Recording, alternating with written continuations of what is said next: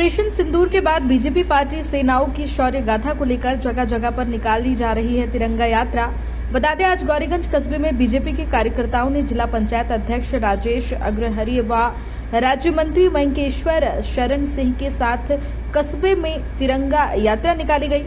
बता दें, प्रदेश के महामंत्री व राज्यसभा सांसद अमरपाल मौर्य भी तिरंगा यात्रा में शामिल हुए। बीजेपी के लोगों ने तिरंगा यात्रा निकालकर लोगों को भारतीय सेनाओं द्वारा पाकिस्तान के आतंकवादी ठिकानों को ध्वस्त किए जाने के बाद बीजेपी के कार्यकर्ताओं ने 1 किलोमीटर की तिरंगा यात्रा निकालकर शहीदों को याद किया। बीजेपी के मंत्री व राज्यसभा सांसद ने गौरीगंज ब्लॉक परिसर स्थित लोकतंत्र सेनानी स्मारक पर पहुंचकर पुष्प भी अर्पित कर श्रद्धांजलि दी। वहीं बीजेपी पार्टी भारतीय सेनाओं की शौर्य गाथा व किए गए सिंदूर ऑपरेशन सफलता को लेकर लोगों को भी बताया। भारत के व्यवसायी चीन और तुर्की को अर्थ से जवाब देगी, साथ ही अर्थ से अर्थ का जवाब देने का काम भारत के व्यवसायी जानते हैं, ये राजेश अग्रहरि जी ने कहा। वहीं आपको बता दें, भारत अपनी क्षमता से ज्यादा शस्त्र के मामले में मजबूत है। पाकिस्तान के सभी ड्रोन व हवाई फायर को रोकने का काम हमारी सेना ने किया है।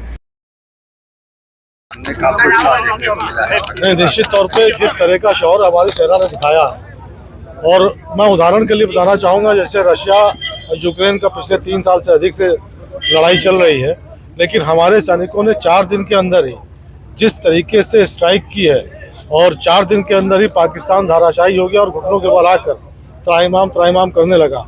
और इस युद्ध में सबसे बड़ी चीज़ है जिस तरीके से चाइना के हथियार जो लगभग 80% हथियार चाइना से पाकिस्तान खरीदता था, वो हथियार बिल्कुल फुस हो गए हैं।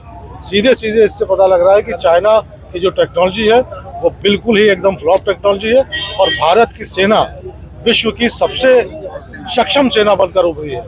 एक बात और मैं इसमें आपको बताना चाहूँगा, जो चाहे वो ड्रोन हमले हो या मिसाइल हमले हो या किसी भी प्रकार के हमले हो, उनको रोकने की जो क्षमता थी अभी तक सबसे ज़्यादा इजराइल की थी 98%। लेकिन इस युद्ध में 4 दिन के युद्ध में ये स्पष्ट हो गया है कि भारत ने 100% इंटरसेप्शन की है।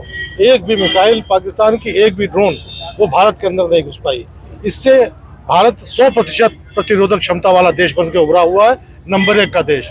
मैं पूरे भारत की तरफ से, आप सबकी तरफ से, इस पूरे अमेठी जनपद की तरफ से भारतीय सैनिकों का सम्मान और उनकी प्रशंसा कितनी भी कम जाए मेरे ख्याल से।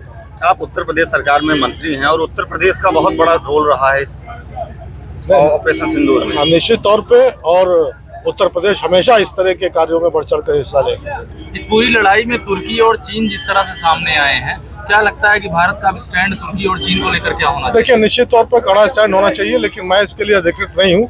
मेरे ख्याल से हमारे विदेश मंत्री जी इन सब चीज़ों को देख रहे होंगे और जो भी निर्णय लेना होगा वो उस स्तर पर ही होगा। हम लोग, मेरे ख्याल से अभी इस विषय पे हम लोग को ज्यादा बोलना नहीं चाहिए। कई हिस्सों में बाइकाट तुर्की का ट्रेंड चल रहा है, तो क्या इसका नहीं, निश्चित तौर पे सबसे बड़ी चीज देखने को मिली है कि जो हमारे व्यापारी हैं, चाहे छोटा व्यापारी हो चाहे बड़ा व्यापारी हो, वो बढ़ चढ़कर इसमें बिना किसी सरकार की तरफ से निर्देश के भी बढ़ चढ़ के हिस्सा ले रहा है।